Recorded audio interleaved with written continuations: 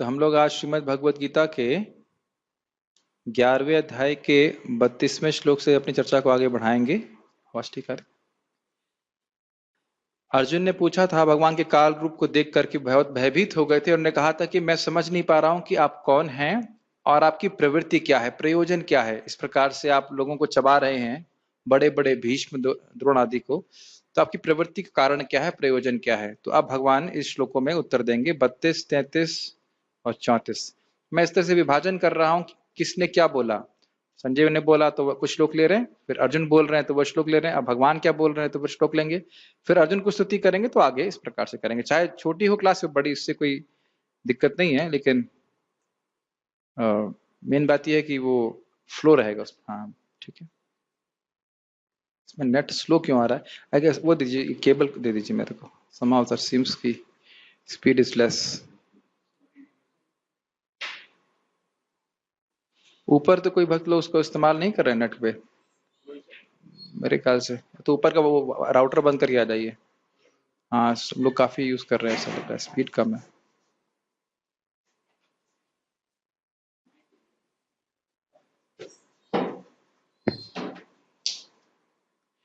अभी ठीक है स्पीड, ठीक। तो माइक, यस, मेरे पीछे बोलिए। श्री भगवान वाच कालोस्मि लोकक्षयकृत् प्रवृद्धो लोकान् समाहर्तुमिह प्रवृत्तः ऋतेऽपि त्वां न भविष्यन्ति सर्वे येव स्थिताः प्रयतनिकेषु योधा।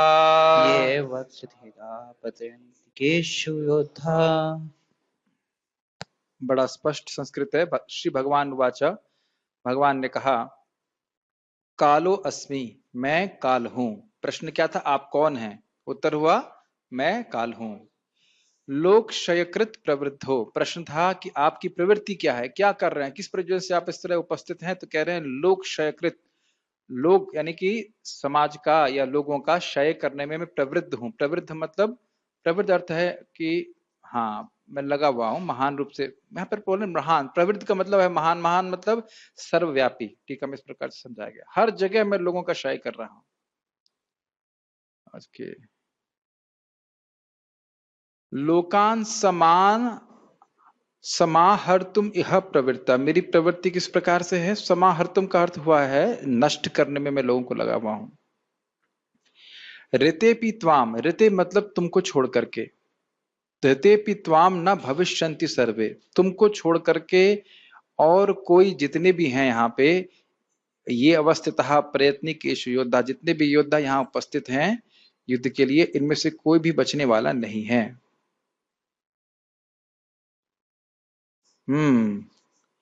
अनिकेशु मतलब विपक्ष में जितने हैं और तुम्हारी तरफ जितने, सब योद्धा मारे जाएंगे, ये बात बोल रहे हैं।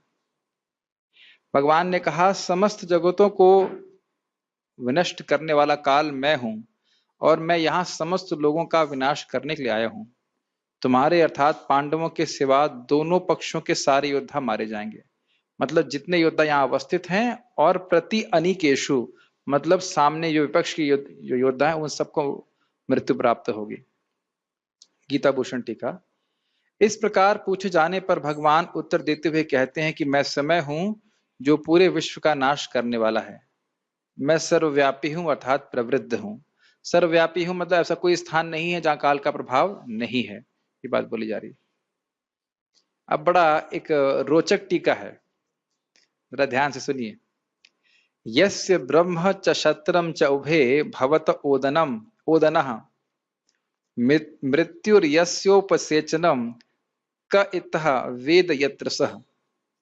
जिन भगवान का खाना ब्राह्मण और क्षत्रिय हैं और मृत्यु जिनकी चटनी है, उन भगवान को कौन जानता है। समझ में आया?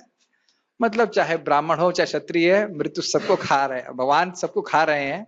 और क्या ऊपर चटनी कौन सी डाल रहे हैं बीच में से, मृत्यु का स्पर्श करा करके। चटनी हमारे प्रभु जी चटनी जरूर बनाते हैं रोज, तो आप जब चटनी खाएं तो हमेशा आपको स्मरण रहना चाहिए कि कठोपनिषद में चटनी का वर्णन है। मुझे बड़ा अच्छा ये टीका लगी थी, बड़ी बहुत विनोद करते हैं। देखो बलदेव विद्याभूषण जी कई बार बहुत विनोद करते हैं। उपसेचनम का मतलब होता है चटनी, ओदनम मतलब भात खाना, तो भात की तरह भगवान ब्राह्मण और क्षत्रियों यानी समाज के सभी लोगों को खा रहे हैं, कोई बचने वाला नहीं। इस प्रकार से श्रुति के इस श्लोक के द्वारा जिसका कीर्तन हुआ है वह काल मैं ही हूं, यह अर्थ है। देखिए बड़ा सुंदर इनका एक शैली है कि जब भी कोई शब्द भगवत गीता का आता है उसको श्रुति से कई बार प्रमाण देते हैं। जैसे आप देखिए अक्षरम शब्द आया था और ने कहा कि फिर कठोपनिषद या किसी उपनिषद से ने कोट किया कि अक्षरम शब्द की व्याख्या वहां पे उपनिषद में जो हुई है, जिस व्यक्ति को अक्षर कहा जा रहा है वो और कोई नहीं है, उपनिषद में बोलना है वह अक्षर व्यक्ति, और वही अक्षर व्यक्ति कौन है? जैसे अर्जुन बोल रहे तुम अक्षरम परमम वेदितव्यम इत्यादि, उसमें यहाँ पे श्लोक में आया था। तो एक बड़ी सुंदर तरीका है करने का। तो मतलब समझना चाहिए कि जो व्यक्ति ब्राह्मण को क्षत्रिय को सबको खा रहा है, मृत्यु जिसकी चटनी है, जिसके लिए चटनी है, वह कौन है? भगवान कृष्ण ही है। ठीक है, उनका काल रूप। मेरी प्रवृत्ति को समझो, मतलब मैं किस प्रकार से कार्य कर रहा हूं। उचित समय में मैं दुर्योधन और अन्यों को ग्रसने और नष्ट करने में प्रवृत्त होऊंगा। ये बहुत महत्वपूर्ण बात है। इस जगत में हम देखते हैं कि कुछ लोग बहुत सफल होते हुए दिखते हैं, भले ही वो बहुत पापी हों, लेकिन कालांतर में वह नाश उनका हो ही जाएगा। समझ रहे हैं मेरी बात? आज आपको लग रहा है कि ये व्यक्ति बहुत सफल है, जैसे कि आप देखिए ब्रिटिश एम्पायर, एक जमाने में सोचिए ये सब भगवान की शक्ति थी, काल शक्ति ही है कि छोटा सा आइलैंड उत्तर प्रदेश के बराबर है मैं सुना है, और पूरे विश्व में राज्य कर रहा था। मैं कभी कभी सोचा करता हूं कि भारत इतना शक्तिशाली था तो कैसे वहां से कुछ लोग शिप में बैठ के आए और पूरे भारत पे कब्जा कर लिया। आप लोग को इसमें कुछ आश्चर्य नहीं लगता? हाँ, अब कारण आप कुछ भी कहिए, लेकिन शक्तिशाली थे ना भाई। अलेक्जेंडर को हरा दिया था, मगध मगध तक नहीं पहुंच पाया था ना वो। नंद को भी हरा नहीं पाया था वो। पोरस को हरा दिया था लेकिन नंद को हरा नहीं पाया था। हाँ, पोरस को हराया था लेकिन नंद को नहीं हरा पाया था। वहीं से वापस चला गया। तो शक्तिशाली तो थे भारत के लोग, तो क्यों हार गए? तो आप बहुत सारे कारण देंगे, लेकिन एक्चुअली मुख्य कारण है काल। काल ही किसी को एक तरंग की तरह रहता है, किसी को ऊपर उठाता है, किसी को नीचे गिराता है। और अब देखिए वो एक सामान्य से देश के हैं, कोई बहुत बड़े विशेष देश नहीं है अभी। समझ रहे ना मेरी बात? ठीक है, मेरी इस प्रवृत्ति के फल को समझो। तुमको युधिष्ठिर और कुछ अन्यों को छोड़कर कोई भी जीवित नहीं बचेगा। एक और अर्थ लिया जा सकता है, बहुत अच्छा अर्थ है। देखिए, यदि श्लोक को अर्जुन के संभावित प्रश्न के उत्तर में लिया जाए, मतलब मान लीजिए प्रश्न अगर अर्जुन ऐसा करें तो उसके उत्तर में ऐसा ये श्लोक बोलेंगे भगवान। यदि अर्जुन प्रश्न करें कि यदि मैं यह युद्ध ना करूं तो उन सबका विनाश कैसे होगा, तो भगवान उत्तर दे रहे हैं कि तुम्हारे युद्ध ना करने पर भी यह सब मारे जाएंगे। काल के रूप में मैं इन सब की आयु को समाप्त कर दूंगा। इस पर मैं विचार कर रहा था कि कैसे करते भगवान। मान लो पांडवों की सारी सेना वापस चली जाती, तो यह भी था, हो सकता था कि भगवान जो है कौरवों के आपस में युद्ध करा देते। ऐसा नहीं है कि उनको, भाई तो भगवान तो परमात्मा के रूप में है, किसी को भी प्रेरित कर सकते थे। मान लो पूरी पांडवों की सेना चली जाती वापस, तो भगवान आपस में युद्ध कराते थे, जैसे कि उनने यदुकुल में इस प्रकार से कराया था। अपने पांडवों के पक्ष वाले भी मरने थे। हाँ, ये भी संभावना हो सकती है कि अर्जुन चले जाते तो पांडव के लोग मतलब कुछ ना कोई दूसरा व्यक्ति लीडरशिप ले लेता और जरूर मार देता। तो हमें क्या सीखना है, जो मैंने पहले बता रहा था कि हरिनाम का प्रचार तो होगा, हम लोग नहीं करेंगे तो कोई और कर देगा। ये नहीं सोचना चाहिए कि हम नहीं करेंगे तो कोई नहीं करेगा। श्रील प्रभुपाद जी के संबंध में उनके अन्य गॉड ब्रदर्स आश्चर्यचकित करते थे। ये कई बार हमने पढ़ा है कि कोई सोच भी नहीं पा रहा था। कोई सोच रहा था कि ये पृथ्वी से अच्छे नगर आदमी का मतलब, हो सकता है भारत की बात कर रहे हो महाप्रभु, पूरे विश्व में कैसे हरि नाम आंदोलन कैसे व्याप्त हो सकता है और कौन करेगा, वो सोच ही रहे थे इतने में श्रील प्रभुपाद जी ने कर दिखाया। तो किसी को भी भगवान निमित्त बना सकते हैं। मेन बात है कि नम्रता हृदय में रहे, और नम्रता से भगवान के कृपा याचना करना चाहिए कि हमें इस मिशन में किसी तरह से वह मदद करें। इंग्लिश में हमारे महाराज जी बड़ा अच्छा कहते हैं, make me a humble instrument of your compassion. बहुत अच्छा बात लगती है। आज भी मैं सुन रहा था कि हरे कृष्ण जो मूवमेंट है उसका एकमात्र सबसे महत्वपूर्ण उद्देश्य ये है कि लोगों को हरे कृष्ण मंत्र जप करने का या कीर्तन करने का माहौल दिया जाए। तो हम स्वयं हरे कृष्ण मंत्र जप करें और दूसरों को हरे कृष्ण मंत्र करने में मदद करें, प्रेरित करें।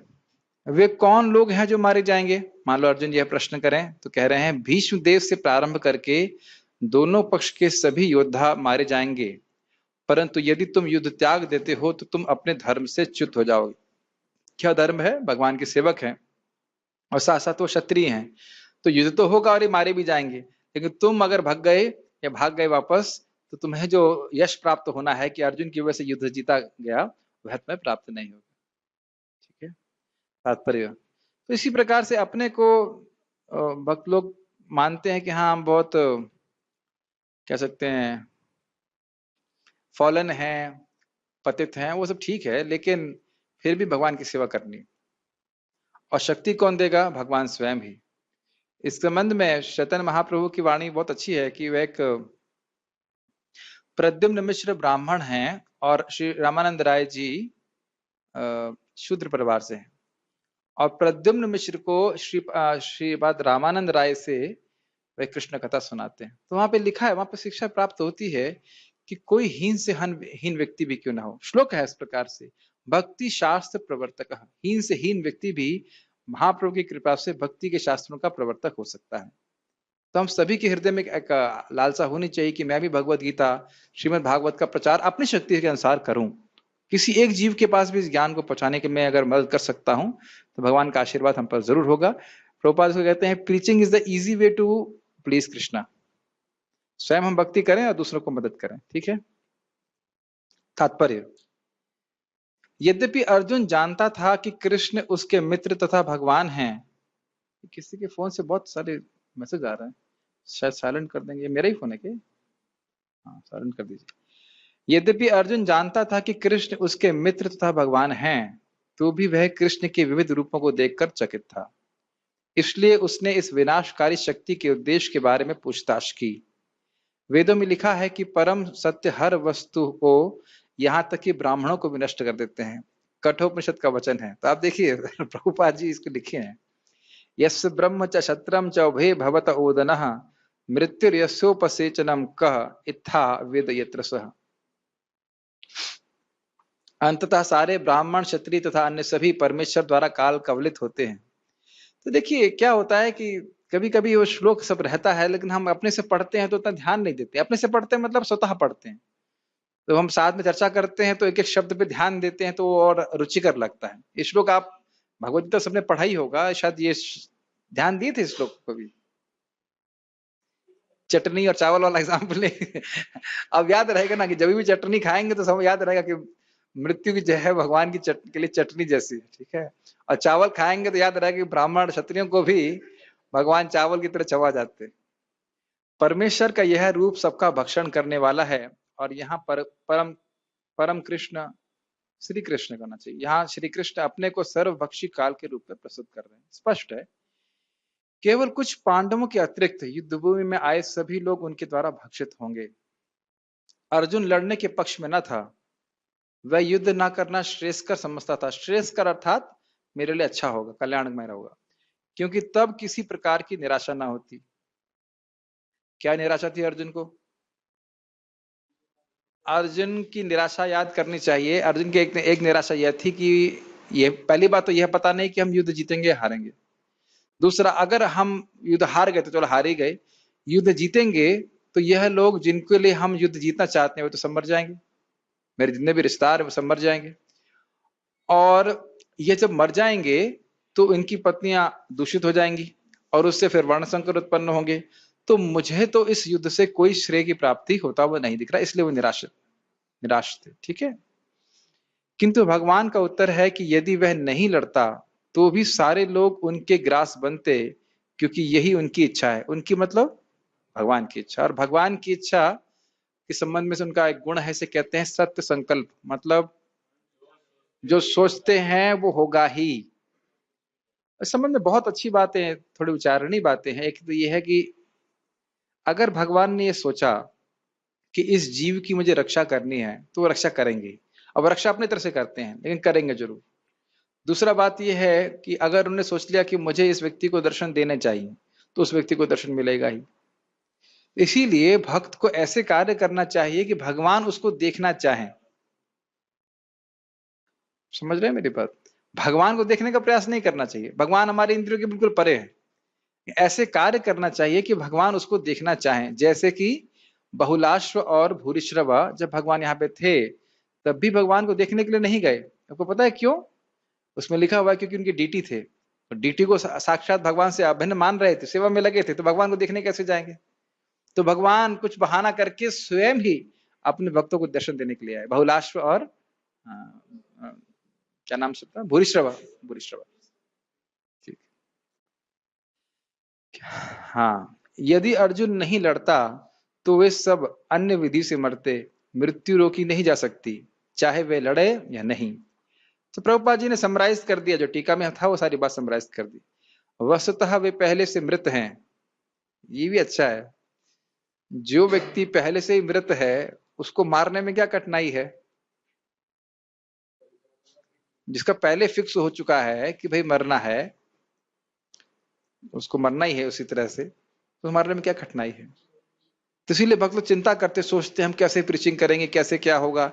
जिन लोगों को भी प्रचारित होना है वो पहले से फिक्स हो गया है किन लोगों को कृष्ण भावना मिलेगी। पता नहीं आप लोगों को जीवन में से लगता है कि नहीं लगता है, कि मुझे तो अपने जीवन में स्पष्ट लगता है कि कोई हवा भी नहीं था कृष्ण भावना की। कृष्ण भावना शब्द भी पता नहीं था। आप कह रहे हैं साधु की कृपा का मतलब नहीं रहेगा? नहीं, मतलब रहता है। भगवान के भक्त लोग प्रचारित नहीं करें तो प्रचार नहीं होगा, क्योंकि प्रचार भक्तों के माध्यम से ही होता है। अब इस्कॉन के भक्तों के माध्यम से होगा कि किसी और के माध्यम से, वो इस्कॉन के भक्तों को सोचना है। वैसे तो ये कहने की शैली है, इस्कॉन तो प्रीचिंग कर ही रही है, लेकिन पॉइंट ये है कि इस पॉइंट से हम हट ना जाएं। ISKCON is a preaching organisation. समझ रहे हैं ना मेरी बात? और ऐसा नहीं कि इस्कॉन मतलब केवल ब्रह्मचारी और सन्यासी जो मंदिर में रहते हैं। जो भक्ति विभक्ति कर रहे हैं प्रामाणिक रूप से, वो दूसरों को कृष्ण भावना दे सकते हैं अगर वो देना चाहें। आज बहुत सुंदर प्रवचन में सुन रहा था इसी संबंध में, एक भाव ने प्रस्तुत किया कि हरिनाम से श्रेष्ठ हरिनाम जप करने वाले भक्त हैं। अब ऐसा क्यों बोल रहे हैं? तो उन्हें कहा कि देखिए, हरिनाम आपके जीवन में अपने आप नहीं आ सकता। Make sense? हरिनाम आपके जीवन में अपने आप आ जाएगा क्या? किसी भक्त के माध्यम से ही आएगा ना। अब भक्त सब बैठे बैठे मन में ही जप कर रहे होते, तो किसी को क्या मालूम चलता है हरे कृष्ण मंत्र के बारे में? हरि नाम कैसे भी उच्चारण किया जाए व्यक्ति मुक्त हो जाएगा, लेकिन व्यक्ति को हरि नाम मिलेगा तभी जब भक्त कुछ हरि नाम बोलेंगे या कुछ प्रचार का आंदोलन करें, कुछ कुछ करेंगे। Does it make sense? ये मैंने अपने गुरु महाराज से भी सुना था। In a sense you can not approach the holy name directly. अगर भक्तों को प्रसन्न करेंगे तो नाम की कृपा। फिर तीसरे वैष्णव परम पूज्य राधा गोविंद महाराज जी भी लिखते हैं, वैष्णव के कृपा से नाम अपराध कटते हैं। उन्होंने स्पष्ट पढ़ा था। भक्ति बृहद भागवत महाराज के उक्ति बोली मैंने, परम पूज्य राधानाथ महाराज के बोला, परम पूज्य राधा गोविंद महाराज इस बात को बोले, भक्तों की कृपा से ही हमको हरि नाम मिला। आज मैं सोच रहा था उसके ऊपर, भक्त की कृपा से ही मुझे हरि नाम प्राप्त हुआ है। मैं इतना महान तो नहीं हूं कि मुझे गंगा जी सीधे हरि नाम दे देती है, ऐसा तो नहीं हूं। हाँ, हाँ, अकेले मैं हरि नाम नहीं कर सकता हूँ। Something very amazing. एक दिन दो दिन तो कर सकता हूँ शायद, लेकिन पूरा जीवन नहीं कर सकता। बहुत अच्छी सब बातें हैं। तो हम इस प्रकार से, हमारे लिए अस्त्र क्या है, हमें कौन सा युद्ध करना है? यही हरे कृष्ण मंत्र का प्रचार करना है, माया से युद्ध है। और प्रभात बोल रहे थे, एक जगह प्रभात का कोटेशन है, हमारे अस्त्र क्या है? ये करताल और मृदंग, इस प्रकार से ये हमारे अस्त्र हैं। तो कुछ अस्त्र चलाना सीखना चाहिए, बहुत सारे ब्रह्मास्त्र नहीं चलाना, लेकिन भक्तों को कम से कम करताल चलाना तो आना चाहिए। करताल, मृदंग, मैं यंग लोगों के बोल रहा हूँ। और प्रसाद, प्रसाद बहुत बड़ा अस्त्र है। इस प्रकार से प्रसाद बहुत बड़ा अस्त्र है। ठीक है, वस्तुतः वे पहले से मृत हैं। मतलब आपको चिंता नहीं करनी किसको प्रीचिंग करना है, किसको प्रीचिंग करना है। आप इच्छा करिए, प्रयास करिए, निश्चित कुछ ना कुछ लोग मिल जाएंगे जो एकदम से बहुत इच्छुक होंगे कृष्ण भावना के लिए। काल विनाश है और परमेश्वर की इच्छा अनुसार सारे संसार को विनष्ट होना है, यह प्रकृति का नियम है, स्पष्ट है। आगे पढ़ते हैं। तो मेरे पीछे बोलिए, कोई प्रश्न है अब तक इस पे, जूम पे कोई प्रश्न? ठीक। तस्मात् त्वमुत्तिष्ठ यशो लभस्व, तस्मात् त्वमुत्तिष्ठ यशो लभस्व, जित्वा शत्रून् भुङ्क्ष्व राज्यं समृद्धम्, जित्वा शत्रुन् भुङ्क्ष्व राज्यं समृद्धम्। मय्यैव ते निहितः पूर्वमेव, मय्यैव ते निहिताः पूर्वमेव, निमित्तमात्रं भव सव्यसाची। निमित्तमात्रं भव सव्यसाचिन्। इससे पहले मैं आगे बढ़ूं, प्रभु जी का प्रश्न बड़ा अच्छा था कि अरे जब पहले से निर्धारित हो गया है कि किनको प्रचारित होना है, तो भक्तों की कृपा का क्या स्थान है? देखिए, भगवान के भक्तों को भी, पहली बात, गुरु कृष्ण प्रसाद पाए भक्ति लता बीज। तो इसका अर्थ क्या है? कृष्ण की कृपा से कृष्ण किसी वैष्णव को, किसी भक्त को प्रेरित करते हैं एक विशेष स्थान में जाकर के कुछ प्रवचन करने की व्यवस्था करते हैं कृष्ण। और किसी जीव को भी इस प्रकार से प्रेरित करते हैं कि जाओ वहां कुछ सत्संग हो रहा है, जाकर के सुनिए। ये मैं एकदम अपने अनुभूत, अपने जीवन से बोल रहा हूं। मैं सूरत कल में था और हमारा जैसे एक हॉस्टल का लाउंज बोलते हैं, इस हॉस्टल में आप लोग प्रवेश करते तो एक नोटिस बोर्ड होता है, वहां पे लिखा हुआ था पर्सनालिटी डेवलपमेंट। हमने कहा बहुत सारे आते हैं लोग खुलने के लिए, कौन जाए। फिर एक व्यक्ति ने बोला, पता नहीं मुझे ये भी याद नहीं किसने बोला, अरे भैया अटेंडेंस कंपलसरी है। तो ये नहीं सुनने गए थे कि वहां पे गीता भागवत सुनाई जाएगी, अरे अटेंडेंस कंपलसरी, चलो पहुंच जाते हैं। और वहां उन्होंने, और उसमें लिखा हुआ था नामनिष्ठ दास, IIT कानपुर मैकेनिकल, जो भी है, हो सकता है भी कुछ अच्छी बातें बताएंगे, लेकिन मुझे विश्वास नहीं था ये पर्सनालिटी डेवलपमेंट सब, मुझे लगता सब ये क्या कहते हैं, दिखावा है, अच्छा नहीं लगता था। और वहां देखा तो सुना रहे तुम शरीर नहीं हो, आत्मा हो इत्यादि, प्रभुपाद जी ग्रंथ ले लिए। अब दिख रहा है आपको, मुझे भक्ति में आना था, माता जी सामने बैठी हैं, उनसे पूछ लिए किसकी पूजा करते थे हम 21 साल में, किसी की भी पूजा नहीं करते। हाँ, अपमान नहीं करता था, लेकिन किसी की भी पूजा नहीं करते थे, कोई रुचि नहीं थी। तो हम ये देख रहे हैं, मैं अपने जीवन में देख रहा हूं कि कितना दूर जाकर के मुझे कृष्ण भावना। और ये मुझे ये भी याद है, ये 2003 की बात थी, और 2002 में मैं बॉम्बे में था और मेरे फूफा जी मुझे जुहू, क्या कहते हैं जुहू ना, टेम्पल नहीं, टेम्पल कहाँ ले जाएंगे, जुहू बीच लेके गए। और वहां जुहू बीच से वो बिल्कुल जुहू बीच बोल रहे हैं, अरे यहाँ बहुत सुंदर मंदिर है, चलोगे? मैंने कहा ना, क्या करेंगे मंदिर जाकर। तो वो एक अलग बात है, लेकिन वैसे बोल रहा हूँ, बचपन में गए वो अलग बात है, लेकिन मैं ये बोल रहा हूँ कि जो लोग बहुत एक सिंपल शब्दों में कहूं तो बद्री नारायण महाराज बता रहे थे कि बहुत सारे लोग प्रतीक्षा कर रहे हैं, अपनी खिड़की में बाहर देख रहे हैं कि चैतन्य महाप्रभु की संकीर्तन आंदोलन का कोई सैनिक आएगा और मेरी रक्षा करेगा, मुझे मेरा उद्धार करेगा।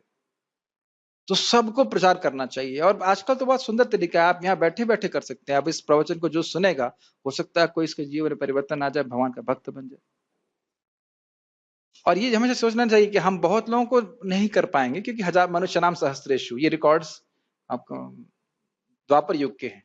हजारों में से कोई एक व्यक्ति भगवान के बारे में जानना चाहता है, लेकिन इसका अर्थ ये नहीं है कि हम प्रचार बंद कर दें।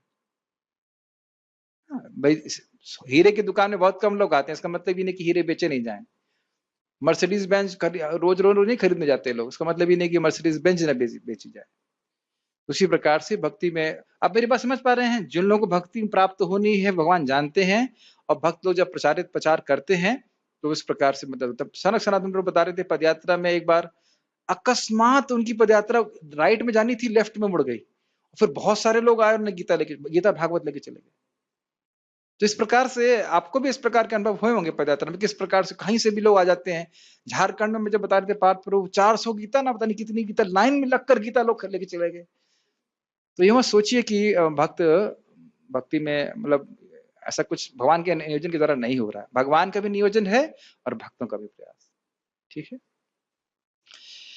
अच्छा अब श्लोक को देखते हैं, 33वें श्लोक को। उसमें कह रहे हैं तस्मात, तस्मात मतलब इसलिए, तस्मात्वम, तस्मात्मत्वम मतलब इसलिए तुम, उत्तिष्ठ, उत्तिष्ठ मतलब लेट जाओ। लेट तो लिखा है नहीं, उत्तिष्ठ मतलब उठो। तस्मात्वम उत्तिष्ठ, इसलिए तुम उठो, मतलब पहले मारे जा चुके हैं, तुम चिंता क्यों कर रहे हो, तुम उठो। यशो लभस्व, तो उठ के क्या करोगे, युद्ध, युद्ध करोगे, युद्ध करके तुमको यश प्राप्त होगा। मार भगवान दिए हैं और यश अर्जुन को प्राप्त होगा। जित्वा शत्रुन भुंक्ष्व, शत्रुन को जीतो, और राज्यम भुंक्ष्व, राज्य का भोग प्राप्त करो, समृद्ध हो। मय्यैव ते, मयि एव ते निहतः पूर्वमेव, मेरे द्वारा ही पहले ही ये मारे जा चुके। निहता, निहता का अर्थ है मारे जा चुके ना, यस। हत मतलब मारना, निहत मतलब बिल्कुल मारे जा चुके, तुम्हें चिंता करने की जरूरत नहीं। निमित्त मात्रम भव सव्यसाचिम, सव्यसाची मतलब जो दोनों हाथों से युद्ध करने में एक्सपर्ट थे, इंग्लिश में कहते हैं इसे एम्बीडेक्स्ट्रस, तो दोनों हाथों से कार्य कर सके। हम लोग केवल दो हाथ से एक ही कार्य कर सकते हैं, खाना खा सकते हैं, लेकिन हमें खाना केवल दाएं हाथ से चाहिए। इस पे भी एक विनोद की बात है, एक ब्राह्मण से किसी ने पूछा, ब्राह्मण बता रहे थे कि मैंने एक व्यक्ति को पूछा, भाई तुम दोनों हाथ से क्यों खा रहे हो, उसने कहा कि क्योंकि मेरे चार हाथ नहीं है। मतलब उनका प्रश्न ये था कि भाई दाएं हाथ से खाना चाहिए, बाएं हाथ से अलग कार्य करते हैं, तो इस प्रकार के उत्तर होते हैं लोगों के। लेकिन यहाँ पे हम सीख रहे हैं कि दोनों हाथ से वह युद्ध करने में कौशल था उनका, इस प्रकार से। निमित्त मात्रम भव सव्यसाची, तुम निमित्त बनो, बहुत इंपॉर्टेंट बात यहाँ सीखने के लिए। निमित्त मात्र, हमें भगवान के जो ज्ञान है, जो मैसेज है, उसको चेंज बिल्कुल नहीं करना, क्योंकि हम भगवान की कृपा के निमित्त बन रहे हैं। Does it make sense? निमित्त मतलब इंस्ट्रूमेंट। जैसे जो प्रसाद प्रभु जी ने बनाया था, आज क्या नाम से इसमें रखा हुआ था, नहीं यादापति प्रभु ने तो रखा था, मतलब कढ़ाई में, मान लो जो सब्जी थी पापड़ की, वही पापड़ की सब्जी दूसरे के प्लेट में पहुंच रही है, किसके माध्यम से? चम्मच के माध्यम से। हमें चमचा बनना है, समझ रहे, समझ गए? चमचा, कृष्ण का चमचा, मतलब जो कृष्ण बोल रहे हैं उसको यथावत प्रस्तुत करना, ना उसमें मिर्ची डाली गई एक्स्ट्रा, उस चम्मच ने नहीं मिलाया, ना मिर्ची मिलाई, ना चीनी मिलाई, जैसी कृपा है भरी हुई वैसी यथावत प्रस्तुत कर दी। समझ रहे? प्रॉब्लम तब आती है जब हम लोगों को एंटरटेन करने के चक्कर में पड़ जाते हैं। एंटरटेनमेंट के लिए नहीं है, वो अपने आप सुख मिलेगा जब भगवान की बात को यथावत रखा जाएगा, अपने आप सुख मिलेगा। मैं इस मामले में परम पूज्य राधा गोविंद महाराज को एकदम मेरे को शिक्षा गुरु हैं, बहुत अच्छा मानता हूँ। अक्रूर मनोरथ चल रहा है, वो संस्कृत बोल रहे हैं, उसका अनुवाद कर दे रहे हैं, कुछ और कथा कह ही नहीं रहे, टीका से संस्कृत बोल रहे हैं, उसका अनुवाद करते हैं, और इतना सुंदर लग रहा है, क्योंकि इतनी सुंदर व्याख्या, इतनी सुंदर वस्तुएं उसमें पहले से ही रखी हुई, और आचार्य गणों ने जो बोला है वो पहले से निर्गुण है, वो पहले से निर्गुण है। तो हम भले ही गुणों में हों, लेकिन उसको रिपीट करने से हमारा भी शुद्धिकरण, सामने वाले के शुद्धिकरण। यथादीतम यथामति, उस सामने वाले को बड़ा प्रसन्नता होती है। पूर्ववर्ती आचार्यों की बात रखते हैं तो उसके मन में बहुत प्रसन्नता होगी, अपने आप प्रसन्नता होगी। प्रभुपाद जी इस बात को बोलते थे, मेरा कोई जादू नहीं है, जादू यही है कि मैंने वस्तुओं को परिवर्तित नहीं किया। और आप देख रहे हैं किस प्रकार से प्रभुपाद जी श्रील बलदेव विद्याभूषण जी की टीका को यथावत रख रहे, ऐसा कि सामने वाला समझ जाए, लेकिन मैसेज को चेंज नहीं कर रहे।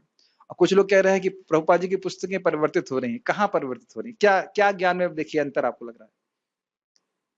कुछ भी नहीं है, ठीक है। मान लीजिए तुम की जगह आप बोल दिया तो कोई बड़े इसको नहीं, इसको परिवर्तन नहीं कहा जाता, मैसेज चेंज नहीं हो रहा है। और बहुत महत्वपूर्ण बात निमित्त पे ये है कि ना तो मैं कुछ करने के लिए योग्य हूं, और ना मैं कुछ करने के लिए अयोग्य हूं। मैं अपनी शक्ति से कुछ नहीं कर सकता, लेकिन भगवान अपनी शक्ति से मुझसे कुछ भी करा सकते हैं, ये विश्वास भगवान का होना चाहिए।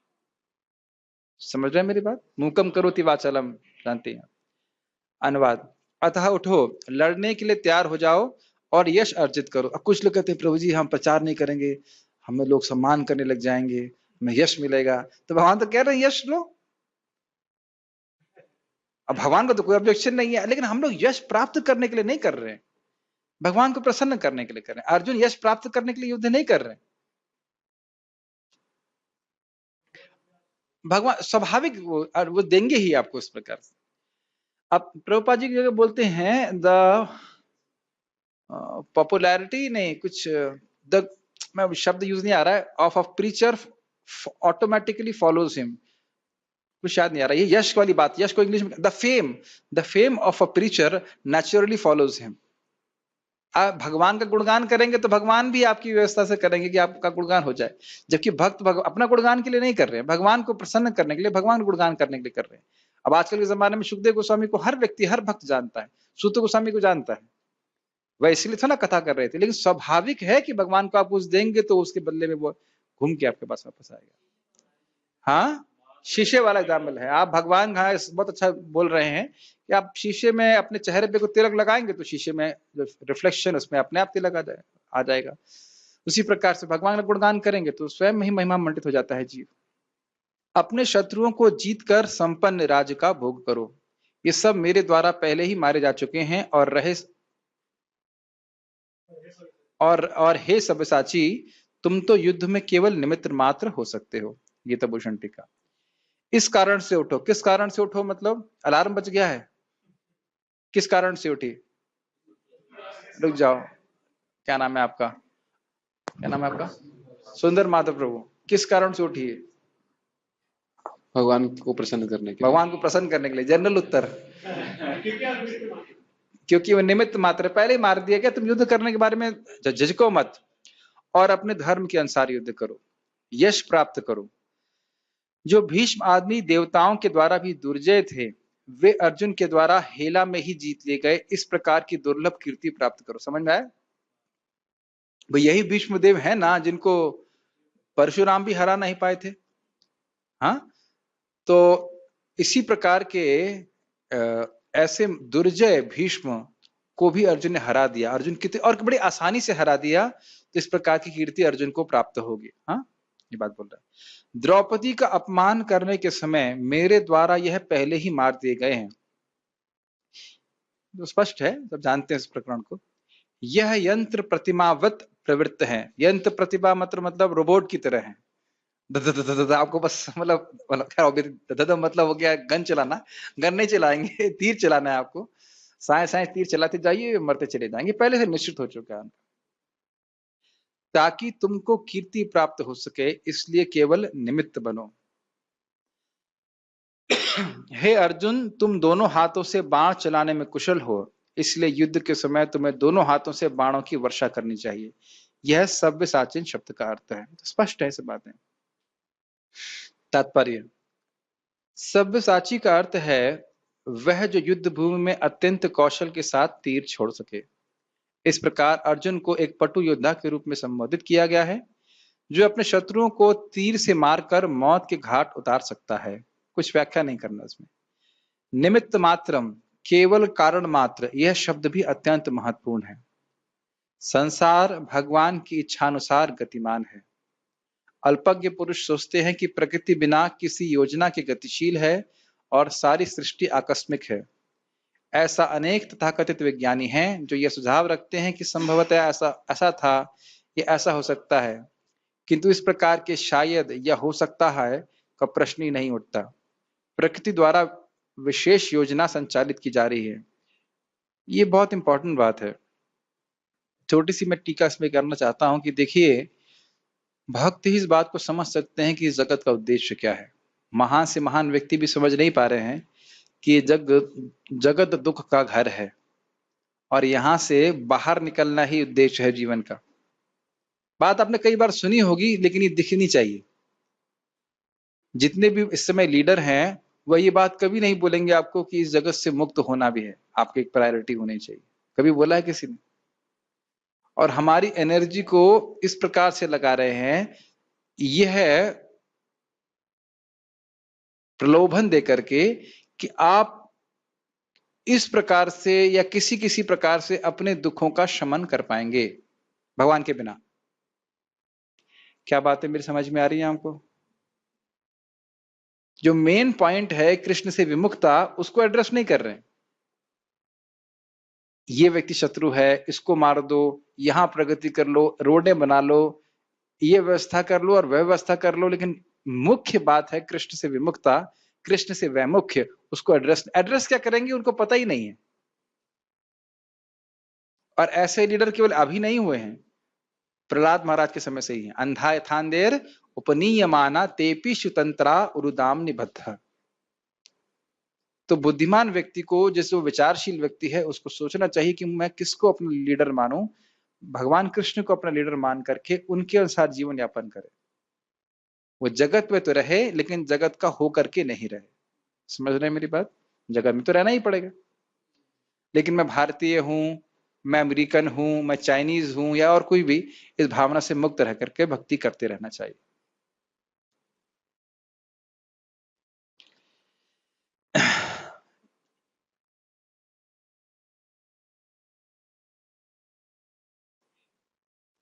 जैसे एक उदाहरण आप ले सकते हैं कि स्कूल का उद्देश्य है कि एजुकेशन दी जाए।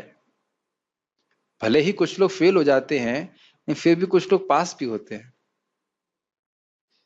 है ना? बार बार स्कूल इसीलिए खोला जा रहा है, वो चलाया जा रहा है, सेमेस्टर पे सेमेस्टर चल रहे हैं। कुछ लोग पास हो जाएंगे, कुछ लोग फेल होंगे, फेल होने वाले फिर इसी में लग जाएंगे, फिर उसके बाद इस प्रकार से चलता रहे।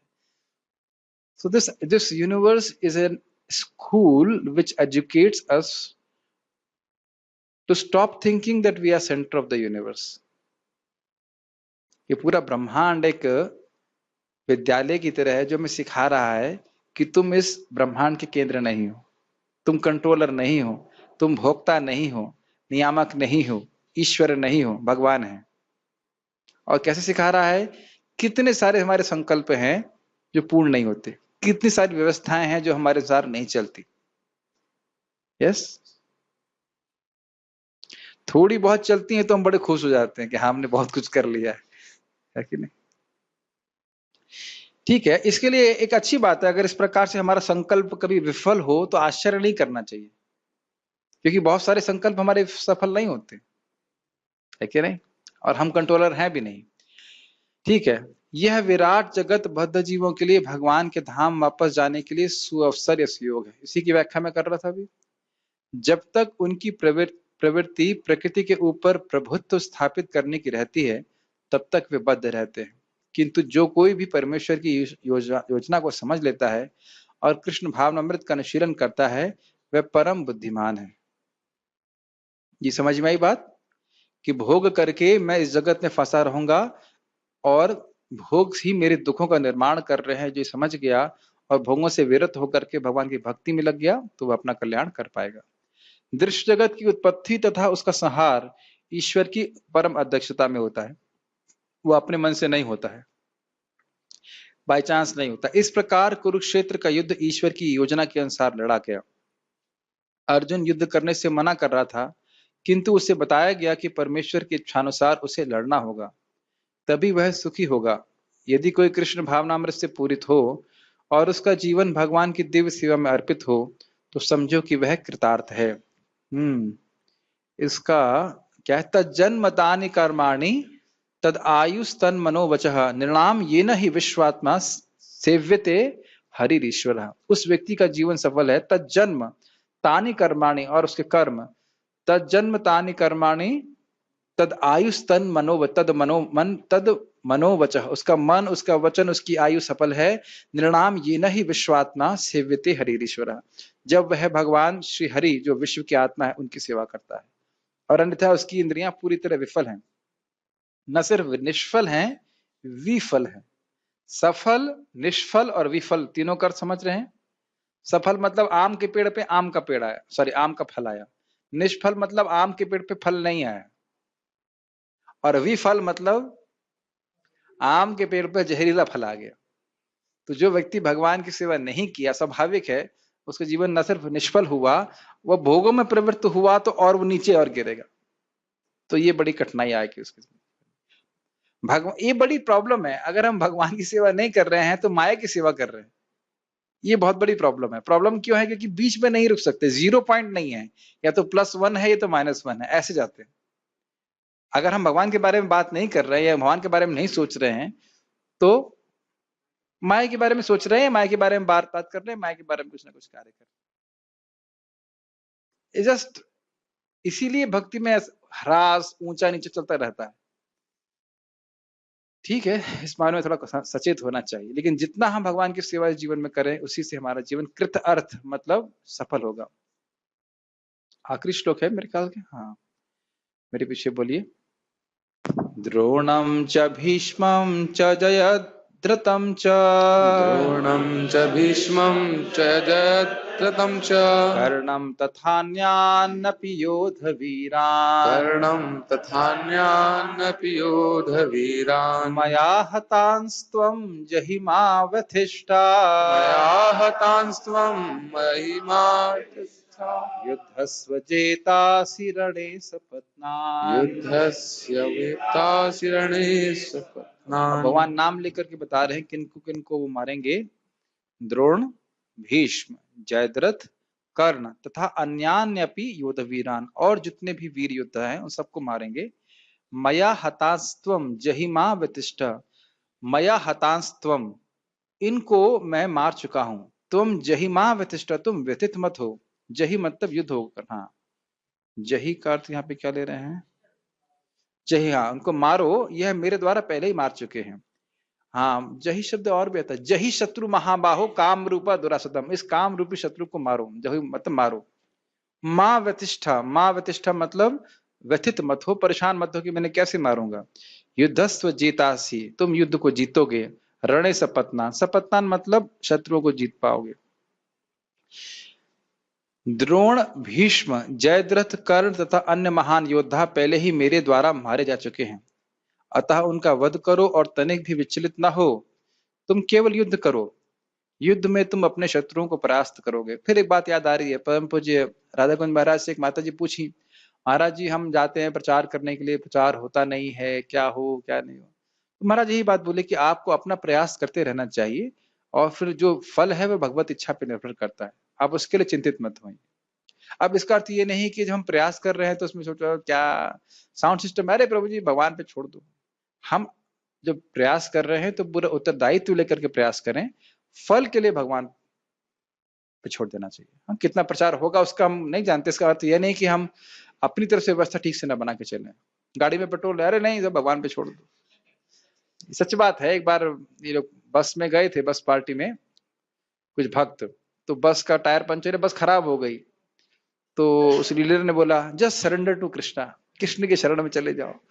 तो भक्त को समझ में नहीं आया, नया डिवोटी था, प्रभुपाद से पूछा, प्रभुपाद जी कृष्ण की शरण में जाने का अर्थ क्या है? तो प्रभुपाद जी ने कहा, it means use your intelligence, इसका मतलब है कि तुम अपनी बुद्धि का इस्तेमाल करो। तो ऐसा नहीं है कि, और ब्रह्मानंद प्रभु को समझ में बोला, when you are working you work as if everything depends on you, when you are praying then you should pray as if everything depends on Krishna। जब आप कार्य कर रहे हैं तो इस प्रकार से कार्य करें कि सब कुछ आप पर निर्भर करता है, लेकिन जब आप प्रार्थना करें तो इस प्रकार से प्रार्थना करें कि सब कुछ कृष्ण पे निर्भर करता है। हम अनुत्तरदायी रूप से जीवन नहीं बिता सकते, ये बात बोल रहे हैं। फिर भी हाँ, श्रद्धा का अर्थ ये नहीं है कि हम भगवान पे व्यवहार में लापरवाही रखें और ठीक से कार्य ना करें। ठीक है, गीता भूषण टीका। अर्जुन ने दूसरे अध्याय में प्रश्न किया था कि यदि वा जये माँ, यदि वा ना जय, यदि वा नो जये युह, मैं नहीं जान रहा हूं कि हम इस युद्ध को जीतेंगे या जीते जाएंगे। तो इस प्रश्न के संदर्भ में भगवान कृष्ण यह श्लोक कह रहे हैं। समझ में आ रहा है बात? तो स्पष्ट है। द्रोण और अन्यों का वध कर दो जिनकी आयु मेरे द्वारा पहले ही समाप्त की जा चुकी है। यह सोचकर भय मत करो कि मैं अकेले ही दिव्य अस्त्रों युक्त इन लोगों का वध कैसे करूंगा। ये बात हम भी सोच सकते हैं कि कलिकाल में इतना लोग भोगों में प्रवृत्त हैं, उनको मैं कैसे भक्ति में लेके आऊंगा। सब सोचने की चिंता करने की जरूरत नहीं है। सिंपल फॉर्मूला है, बहुत अच्छा प्रभुपाद जी का फॉर्मूला है। हरे कृष्णा कीर्तन, थोड़ा फिलॉसफी और प्रसाद, हर जगह यही सब बड़े से काम करता है। क्यों काम करता है पता है? इसकी बहुत गंभीर रहस्य है। जिस व्यक्ति से हम कुछ खाने के वस्तु लेते हैं उसके गुण हमारे पास आने लगते हैं। तो जब भक्त लोग भक्त के हाथों से बना कुछ प्रसाद ग्रहण करते हैं, भक्त लोग जो बोलते होते हैं, ये जो 6 लविंग एक्सचेंज है ना, ददाति प्रति गृह्णाति गुह्यम आख्याति पृच्छति भुंक्ते भोजते चैव षड्विध प्रीति लक्षणम। तो यह प्रभुपाद जी, आप कृपया उसको पढ़ेंगे तो प्रभुपाद जी कहते हैं कि यह जो सामान्य लोग हैं उनको भक्तों से इस प्रकार के 6 आदान प्रदान प्राप्त हो रहे हैं। प्रसाद लेते हैं और उसके बाद कुछ वो गिफ्ट भी देते हैं, कभी कभी कुछ देना भी चाहते हैं, या गिफ्ट स्वीकार करते हैं या कथा सुनते हैं, तो इसके द्वारा उनकी भक्तों से प्रीति हो जाती है और फिर वे भगवान के भक्त बन जाते हैं। उनको भक्तों के संग में आना अच्छा लगता है, और इस प्रकार से हम सभी लोग भगवान के भक्त बने। यही तरीका है, उसके बाद और कोई तरीका नहीं प्रचारित होने के लिए। कुछ कहना चाहते हैं प्रभु जी? माइती जी प्रभु जी समझ रहे हैं कि हमें और कोई दिव्य अस्त्र इस्तेमाल नहीं करना है, यही हरे कृष्ण मंत्र है, भगवान का प्रसाद है, और प्रेम पूर्ण वचन, प्रेम पूर्ण व्यवहार है। हाँ जी। चंडीगढ़ में हम लोग थे, मैं और पार्थपुर, हम लोग केवल खाने जाते थे स्कूल हाँ, में, yes, और फिर बाद में भक्त लोग बोलते थे तुम लोग कीर्तन में बैठा करो थोड़ा, yes। तो ऐसे इससे हम जुड़ते चले गए अब प्रसाद आप के। देखिए, आप वृंदावन में बैठे हो जब भक्ति कर रहे हैं, है कि नहीं? हर जगह इसी प्रकार से होता है, प्रसाद प्रसाद खिलाया, कोई प्रसाद सुनता है, कोई कीर्तन सुनता है, इस प्रकार से भक्तों से प्रेम मिल जाए और उसके बाद फिर व्यक्ति आकर्षित। इस जगत में वैसे भी प्रेम कहाँ दे रहा है कोई, ठीक है? जिनको पहले ही मारा जा चुका है उनको दोबारा मारने में क्या परिश्रम है, ठीक है? ये भगवान स्पष्ट बोल रहे हैं। इस भय को त्यागो और युद्ध करो, तुम युद्ध में अपने शत्रुओं पर विजय प्राप्त करोगे। तात्पर्य, प्रत्येक योजना भगवान द्वारा बनती है। अब देखिए, सोचिए, वही महाप्रभु पे अप्लाई कीजिए। जब बोल रहे हैं कि पृथ्वी ते आचे था नगर आदि ग्राम, तो कुछ योजना बना के बोल रहे हैं ना। और फिर नित्यानंद प्रभु क्या बोल रहे हैं, इस प्रकार से जो यहाँ पे आज कीर्तन हो रहा है, एज होबे ग्रामे ग्रामे, हाँ यही रुपए, जैसे इस प्रकार से जो कीर्तन हो रहा है, नृत्य हो रहा है, ऐसे हर गांव में होगा, हर गांव में होगा। तो नित्यानंद प्रभु भी तो कुछ सोच के बोल रहे हैं, यही बात है। और ऐसे ही एक अलवर थे, वह भी बोल रहे थे कि मैं देख रहा हूं कि कुछ भक्त हैं, वह गली गली में जाके कीर्तन कर रहे हैं हरे कृष्ण मंत्र का, और उन पे मेरा सारा आशीर्वाद है। तो ये सब कुछ निर्धारित है, किंतु वे अपने भक्तों पर इतने कृपालु रहते हैं कि जो भक्त उनकी इच्छानुसार उनकी योजना का पालन करते हैं, उन्हें ही वे उसका श्रेय देते हैं। आप सबके हृदय में भगवान से प्रार्थना होना चाहिए कि भगवान, आपने गीता में कहा है कि इस ज्ञान को दूसरों को देने वाला सबसे अच्छी सेवा है, और ये सेवा इस सेवा से अधिक ना तो कोई व्यक्ति को, इस सेवक से अधिक ना तो कोई प्रिय था, ना कोई है, ना होगा। तो कृपया आप मुझे निमित्त बनाइए, कृपया आप मुझे निमित्त बनाइए।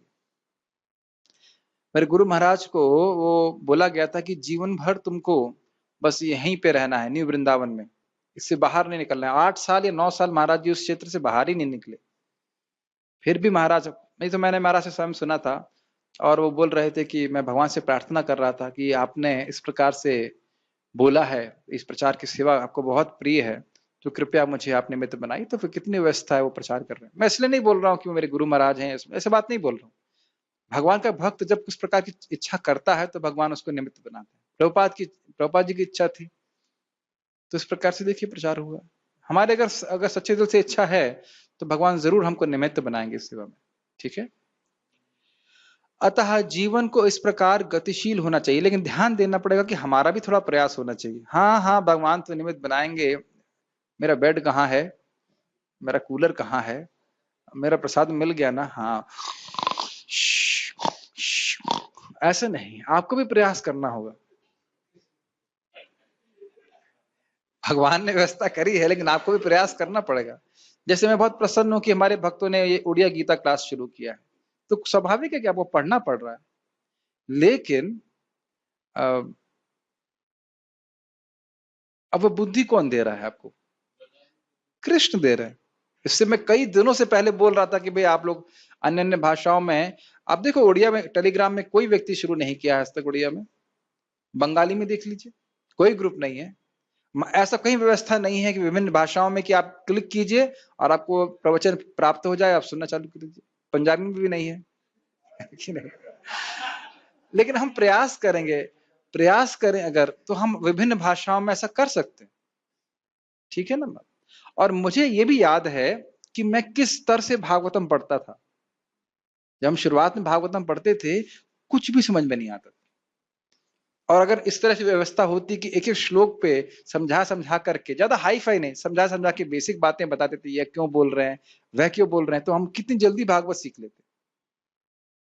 ये तो मैं महसूस कर रहा हूं इस प्रकार से। खैर, अगर ऐसी व्यवस्था बनाई जाए तो भक्तों को बहुत फायदा होगा।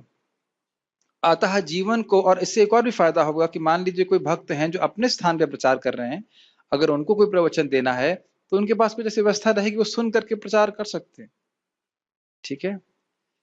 अतः जीवन को इस प्रकार गतिशील होना चाहिए कि प्रत्येक व्यक्ति कृष्ण भावनामृत में कर्म करे और गुरु के माध्यम से भगवान को जाने। भगवान की योजनाएं उन्हीं की कृपा से समझी जाती हैं और भक्तों की योजनाएं उनकी ही योजनाएं हैं। जो शुद्ध भक्त हैं वो बस यही जानते हैं कि सबसे बड़ा कार्य है भगवान के प्रचार करना।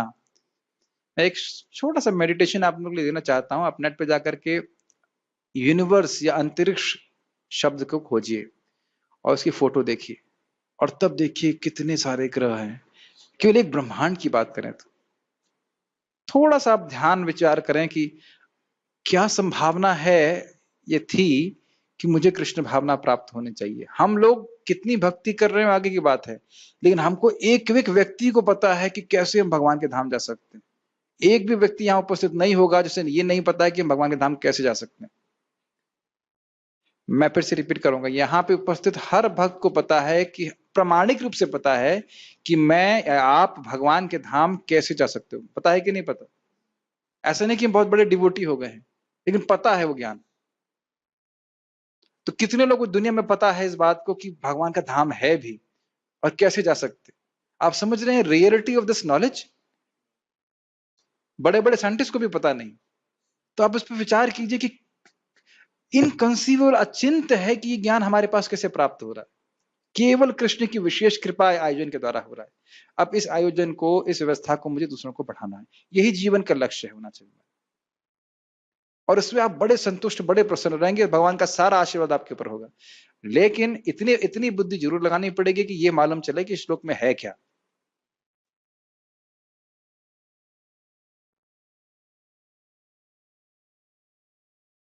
एक रोबोट की तरह नहीं सुनना है। क्या बोला गया, क्या सुना गया, क्या कहा गया, ऐसे विचार करना चाहिए, है कि नहीं? सुना था ना हमने, यथाधीतम यथा मति, मति लगानी चाहिए। ठीक है। मनुष्य को चाहिए कि ऐसी योजनाओं का अनुसरण करे और जीवन संघर्ष में विजयी बने। बहुत सुंदर बात। कौन सी योजनाओं का? कि भगवान, हमने युद्ध नहीं करना है, हमें भगवान की कीर्ति का, हाँ, भगवान की इच्छा यही है। बहुत सुंदर प्रभुपाद जी एक बात बोलते हैं कि जब कोई जीव कृष्ण भावना स्वीकार करता है तो यह कृष्ण के लिए विजय है। मुझे बहुत अच्छा लगता है ये बात। तो अब वो कम से कम वो पथ पे तो आ गया है भक्ति की। अब जन्म हो सकता है कुछ जन्म लगे, लेकिन वह मुक्त जरूर हो जाएगा।